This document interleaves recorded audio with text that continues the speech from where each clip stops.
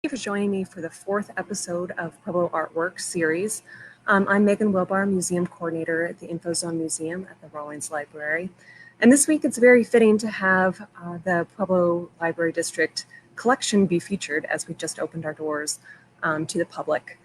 So in this episode, you'll see works by Judith Pierce, Orlin Helgo, the commissioned mural piece on the second floor, John Mendoza, works from the archives. And so all of these you'll be able to see them when you come into the library for the next time. So thank you for watching and enjoy the show.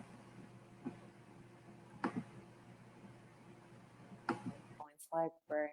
The library has a healthy collection of artwork, both on display and in their archives. Taking a quick tour from the first of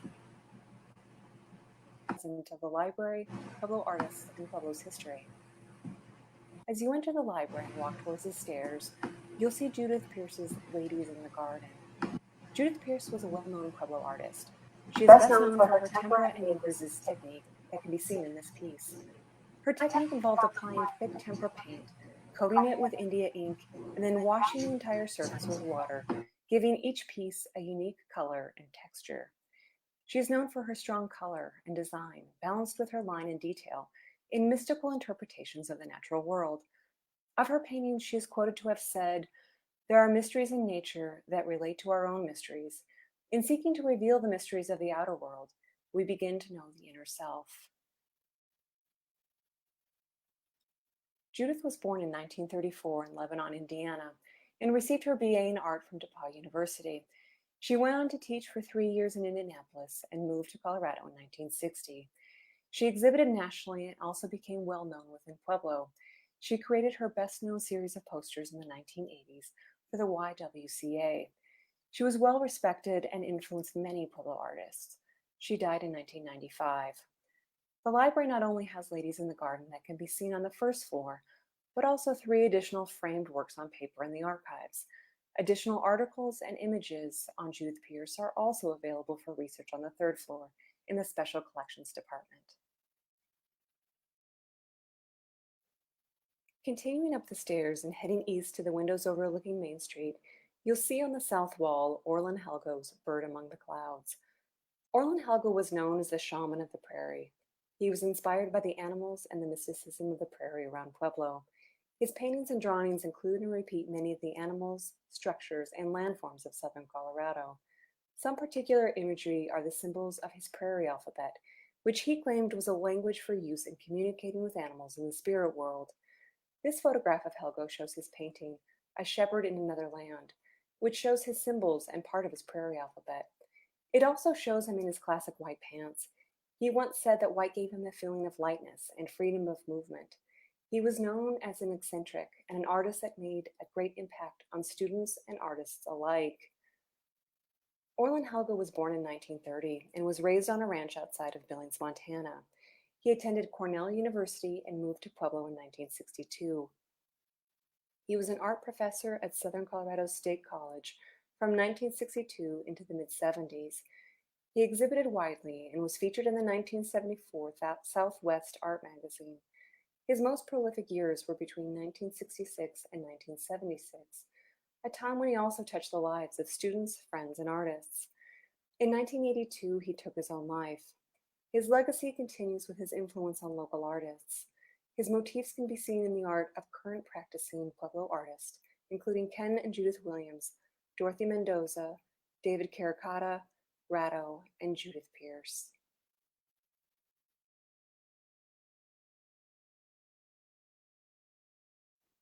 Also on the second floor of the library, directly across from the elevators, you'll be able to see Banquet for a Spring Day by John Mendoza.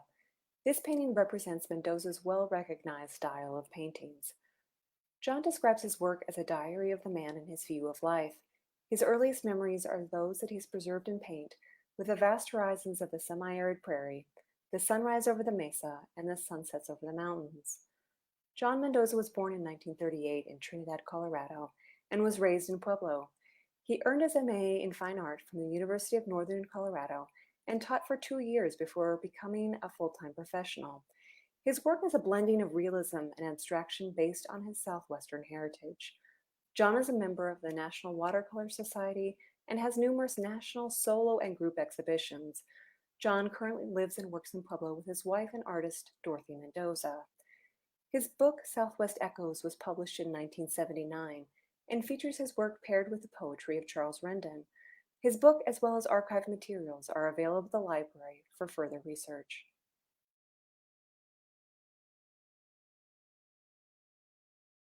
Also on the second floor is a large three-paneled mural commissioned by the Pueblo Library for the Hispanic Resource Center.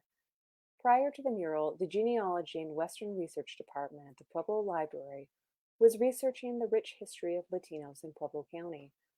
The Colorado Humanities awarded a grant to fund the project that would become both a book and a public mural. The book, Spanish-Mexican Legacy of Latinos in Pueblo County, is available for checkout and is the structure for the mural. Dr. David Sandoval, a Borderlands historian and professor at Colorado State University, worked closely with project manager and genealogy and special collections librarian Charlene Garcia Sims to research and write a book that would include contributions of Spaniards, Native Americans, and Mexicans to the development of Pueblo from the 1500s to current day. In 2011, David Osilat Garcia was selected to paint a mural based on Dr. Sandoval's book. Garcia created a mural that represented Pueblo's origins and history through his balanced composition, color, and images. At the center of the mural, a woman holds a heart, which represents Mother Earth, holding the heart of Pueblo, which is also the title of the mural. Looking just below the heart is a representation of the center of the earth. Before the borderlands were known as the Southwest, the Native Americans knew it as the center of the earth. The composition mirrors itself and has the past and present echoing throughout. On one side, wood represents the past and an earlier use of material balanced with the other side of steel that is modern and represents the present. The blue color represents water abstractly, as depictions of Teresita Sandoval, Eva Baca, Juan Madrid, and many others can be seen in figuration. The sun and the moon represent duality and balance. On both sides of the mural, a flag is being pulled down, one side to reveal an indigenous spirituality, releasing a hawk that represents spirit, growth, and freedom. The other side is balanced with a flag being pulled down to reveal a man continuing to strive for education and knowledge. An accompanying legend is directly below the mural to give viewers a chance to view and identify key elements and figures of the mural. The mural was unveiled in 2012.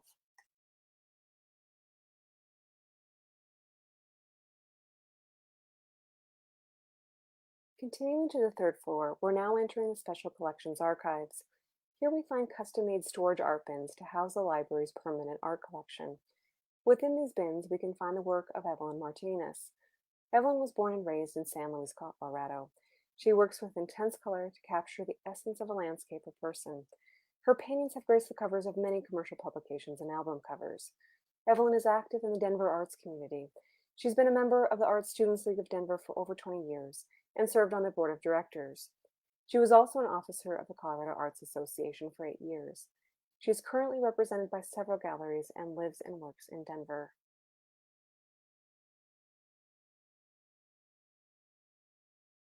Also in the archives is the work by Doug Candelaria. Doug is an artist who has been fascinated by cowboys, Indians, and the mountain men of the Old West since he was a child. Born and raised in Durango, Colorado, he was surrounded by that atmosphere and can remember cattle being driven down the streets of his neighborhood. His paintings depict the life and traditions of the plains and desert Indians of the past as well as the modern cowboy of the West. He also paints landscapes showing the beauty of the Rocky Mountains, the southwestern deserts, and the high deserts of southern Colorado. He is shown in several venues in Colorado, including the Sangre de Cristo Art Center. He currently lives and works in Pueblo. The archives also hold a piece of history for the Pueblo Library. This frame print of an Andrew Wyeth watercolor was once available for checkout. The McClellan Library had a collection of well-known artist prints that were available to check out just like books. These prints of varying sizes are now housed within the archives. Although the library no longer features posters in the available checkouts, there is still plenty of art to be seen at the library. I've shared just a few pieces of the collection, and I welcome you to take your own tour of the library to find your favorites.